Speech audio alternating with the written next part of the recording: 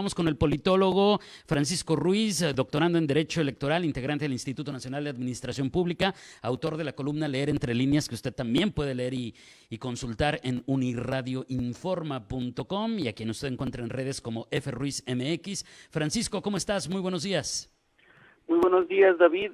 Pues mira, me encuentro muy bien y con el gusto de escuchar esa actitud tan solidaria de que acabas de mencionar. La verdad, pues estamos mucho mejor todavía. Sí, ojalá que encuentren rápido a la persona y recupere sus papeles. Digo, una ayudadita de algo que algunos considerarían menor. Créeme que de repente andar sin documentos porque los perdiste o te asaltaron es mucha complicación. Oye, con tu columna de hoy, yo dije, bueno, ¿y este qué? ¿Va a hablar nos va a comparar con Trump o qué, no? A ver, cuéntanos de qué viene, Francisco, México para los mexicanos. Pues mira, precisamente lo acabas de mencionar, ¿no? México para los mexicanos surge precisamente inspirándose en esta ya tan épica frase de América para los americanos. Quienes no estamos tan familiarizados con el origen de esta frase, que bueno, pues se encuentra muy vigente, muy politizada, y sobre todo hasta cierto punto se le atribuye un cierto egoísmo, ¿no? Pero bueno, pues para ponerlo en contexto, hay que recordar que esta frase de América para los americanos es una frase con la cual sintetizó James Monroe su política, su doctrina en materia de política exterior. James Monroe fue presidente de Estados Unidos entre 1817 y 1825. Fue el quinto presidente de Estados Unidos. Y bueno, mientras él ya estaba hablando de política exterior en 1823, pues nosotros todavía estábamos consolidándonos como país, todavía no teníamos en claro si íbamos a ser un imperio, si íbamos a ser una república, porque apenas 2 años atrás, en 1821, México se había logrado independizar. Teníamos en ese momento un gobierno imperial con Agustín I, y pues ya se vislumbraba un cambio radical hacia la república, hacia la democracia, y bueno, en este contexto es en el cual se va a dar, y precisamente viene mucho en alusión porque pues recordemos que en este caso España no se resignaba a dejar México y amenazaba con regresar a retomar este territorio.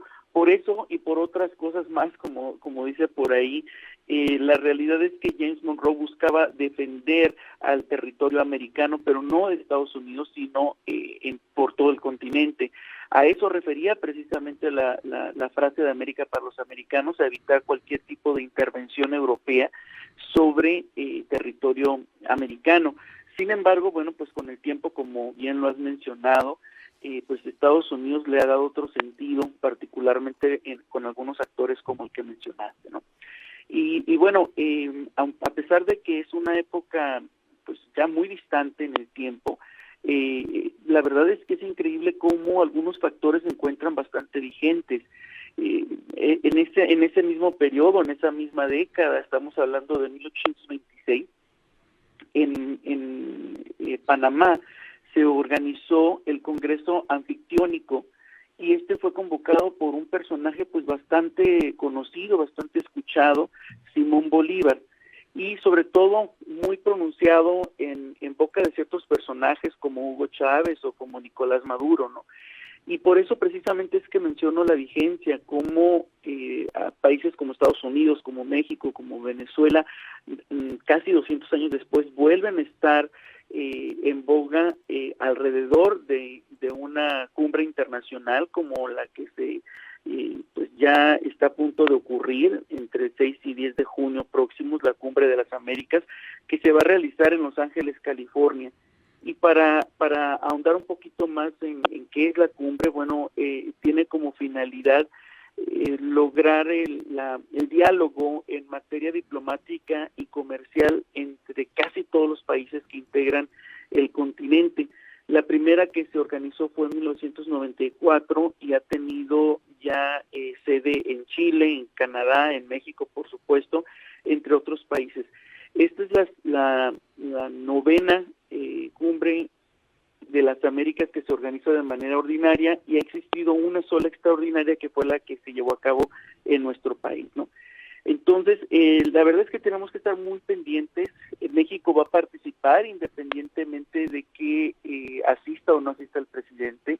La realidad frente al retraso en el anuncio del presidente o en la confirmación del presidente si asistirá o no, pues no afectará la participación propiamente. Lo que sí afecta, y es como dicen por ahí coloquialmente, está llenando el buche de piedritas, es los mensajes continuos que ha dado el presidente López Obrador en solidaridad con algunos países que pues tienen una forma o un sistema de gobierno pues con muchos rasgos antidemocráticos, como precisamente pues puede ser Nicaragua, Venezuela y Cuba, ¿no?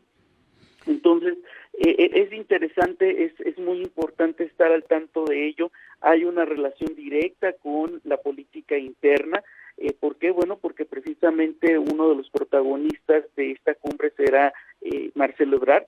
Independientemente de que asista o no asista el presidente López Obrador, pues Marcelo Ebrard deberá de estar ahí y pues lo vemos muy activo ya en redes sociales, lo vemos muy activo en eventos electorales y pues a pesar de que aparentemente hasta hace algunos meses, todavía hace unos días, se hablaba de que Claudia Sheinbaum es pues el alfil del presidente, no podemos todavía descartar que Marcelo logre colocarse, ¿no? Sí, de hecho, pues yo creo que más allá de las elecciones de este domingo o las otras intermedias que vienen el año que entra, como que el ojo definitivamente está puesto en el 2024 en la sucesión presidencial, ¿no? Digo, y creo que viene muy a tono con lo que comentas. Finalmente es el contexto que nos lleva a los análisis de estas temáticas, bajo la premisa de que con una oposición tan descompuesta como la que hemos visto por lo menos hasta ahora en los últimos meses, pues prácticamente se le pone la alfombra roja a quien vaya a ser el candidato de Morena, ¿no? Totalmente. Aquí, pues ahora sí que la guerra está cantada en este momento entre los aspirantes. No olvidemos a Ricardo Monreal, que pues sigue saltando ahí para alcanzar su objetivo. Sin embargo, lo vemos muy distante. A pesar de ello, obviamente va a tener un capital con el cual negociar, pero pues se está cerrando cada vez más la brecha entre Claudia Sheinbaum y Marcelo Ebrard. Muy seguramente entre algunos de ellos estaremos viendo al próximo presidente de México. Sí, yo creo que también por ahí va, aunque me llama mucho la atención que hubieran destapado, bueno, que de hecho el presidente haya destapado a Claudia Sheinbaum tan anticipadamente.